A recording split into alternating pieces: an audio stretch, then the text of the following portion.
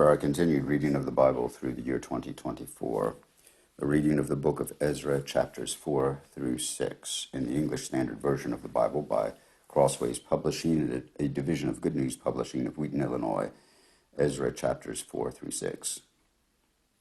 Now when the adversaries of Judah and Benjamin heard that the returned exiles were building a temple to the Lord, the God of Israel, they approached Zerubbabel and the heads of fathers' houses, and said to them, "Let us build with you, for we worship your God as you do, and we have been sacrificing to him ever since the days of Esarhaddon, king of Assyria, who brought us here." But Zerubbabel, Yeshua, and the rest of the heads of fathers' houses in Israel said to them, "You have nothing to do with us in building a house to our God, but we alone will build to the Lord, the God of Israel, as King Cyrus, the king of Persia, has commanded us."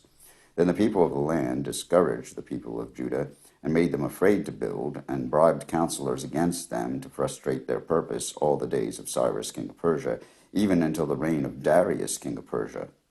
And in the reign of Ahasuerus, in the beginning of his reign, they wrote an accusation against the inhabitants of Judah and Jerusalem. In the days of Artaxerxes, Bishlam and Mithridath and Tabeel and the rest of their associates wrote to Artaxerxes, king of Persia. The letter was written in Aramaic and translated. Rehum, the commander, and Shimshai, the scribe, wrote a letter against Jerusalem to Artaxerxes, the king, as follows. Rehum, the commander, Shimshai,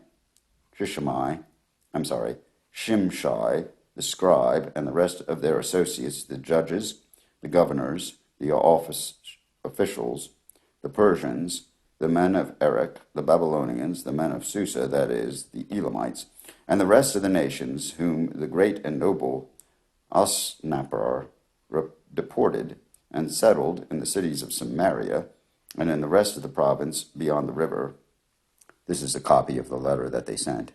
To Artaxerxes the king, your servants, the men of the province beyond the river, send greeting, and now be it known to the king that the Jews who came up from you to us have gone to Jerusalem. They are building that rebellious and wicked city. They are finishing the walls and repairing the foundations. Now be it known to the king that if this city is rebuilt and the walls finished, they will not pay tribute, custom, or toll, and the royal revenue will be impaired. Now because we eat the salt of the palace, and it is not fitting for us to witness the king's dishonor, therefore we send and inform the king, in order that search may be made in the book of the records of your fathers. You will find in the book of the records and learn that the city is a rebellious city, hurtful to kings and provinces, and that sedition was stirred up in it from of old, that it was why this city was laid waste. We make known to the king that if this city is rebuilt and its walls finished, you will then have no possession in the province beyond the river. The king sent an answer to Rehum the commander and Shimshai the scribe and the rest of the associates who live in Samaria and in the rest of the province beyond the river, greeting. And now the letter that you sent to us has been plainly read before me. And I made a decree, and search has been made, and it has been found that this city from of old has risen against kings, and that rebellion and sedition have been made in it. And mighty kings have been over Jerusalem, who ruled over the whole province beyond the river, to whom tribute, custom, and toll were paid. Therefore make a decree that these men be made to cease, and that the city not be rebuilt, until a decree is made by me. And take care not to be slack in this matter. Why should damage grow to the hurt of the king? Then when the copy of the king Artaxerxes' letter was read before Rehum and Shimshai the scribe and their associates, they went in haste to the Jews at Jerusalem, and by force and power made them cease. Then the work on the house of the God that is in Jerusalem stopped, and it ceased until the second year of the reign of Darius, king of Persia. Now the prophets Haggai and Zechariah, the son of Iddo, prophesied to the Jews who were in Judah and in Jerusalem in the name of the God of Israel, who was over them.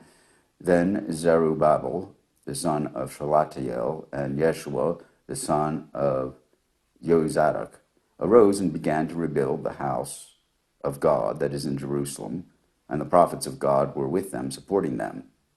At the same time, Tattenai, the governor of the province beyond the river, and Shethar-bozenai and their associates came to them and spoke to them thus, "Who gave you a decree to build this house and to finish this structure?" They also asked them this, What are the names of the men who are building this building? But the eye of their God was on the elders of the Jews, and they did not stop them until the report should reach Darius, and then an answer be returned by letter concerning it. This is a copy of the letter that Tattenai, the governor of the province beyond the river, and Shethar-bozenai and his associates, the governors, who were in the province beyond the river, sent to Darius the king. They sent to him a report in which was written as follows, "To Darius the king, all peace. Be it known to the king that we went to the province of Judah, to the house of the great God. It is being built with huge stones, and timber is laid in the walls. This work goes on diligently and prospers in their hands."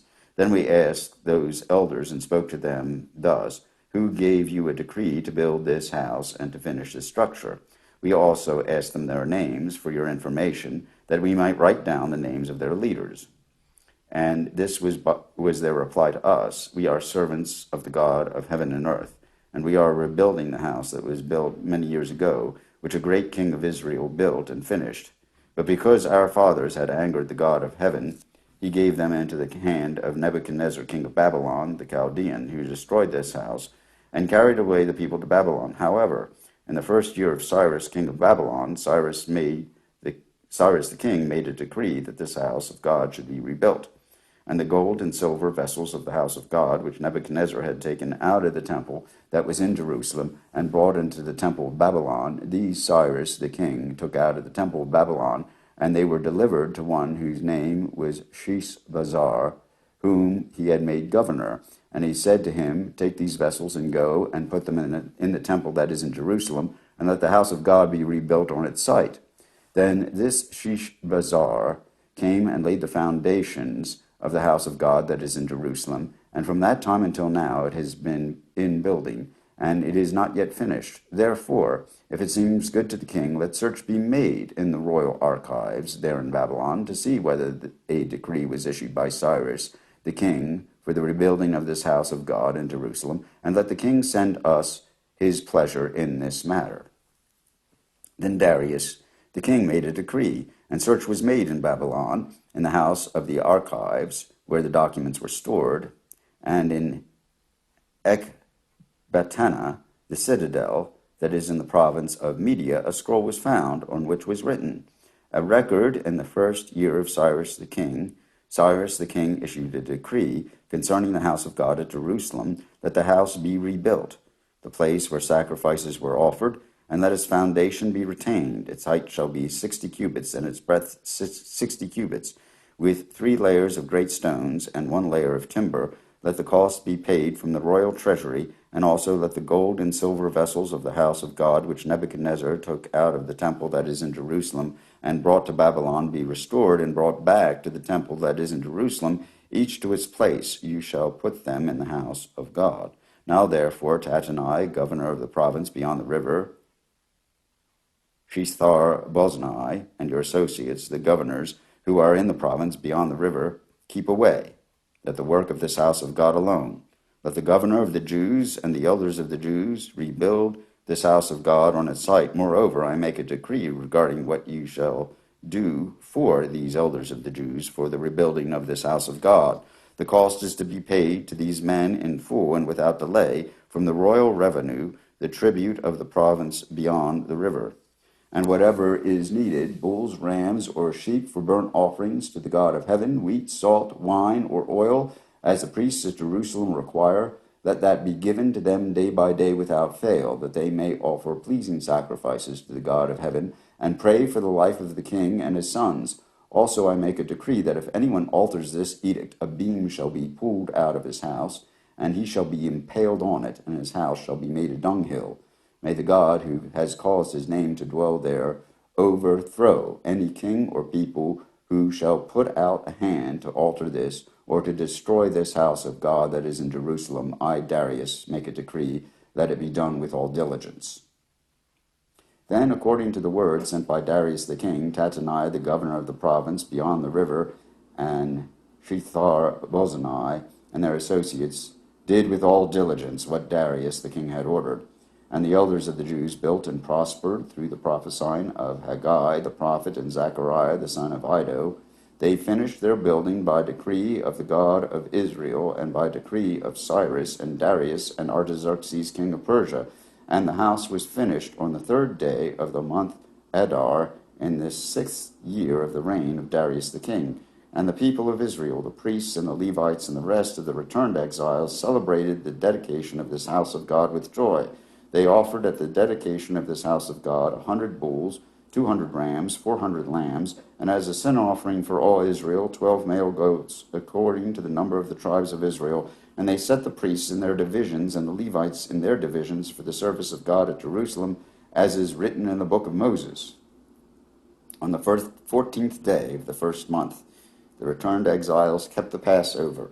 For the priests and the Levites had purified themselves together. All of them were clean, so they slaughtered the Passover lamb for all the returned exiles, for their fellow priests, and for themselves. It was eaten by the people of Israel who had returned from exile, and also by everyone who had joined them and separated himself from the uncleanness of the peoples of the land to worship the Lord, the God of Israel. And they kept the feast of unleavened bread 7 days with joy, for the Lord had made them joyful and had turned the heart of the king of Assyria to them, so that he aided them in the work of the house of God, the God of Israel.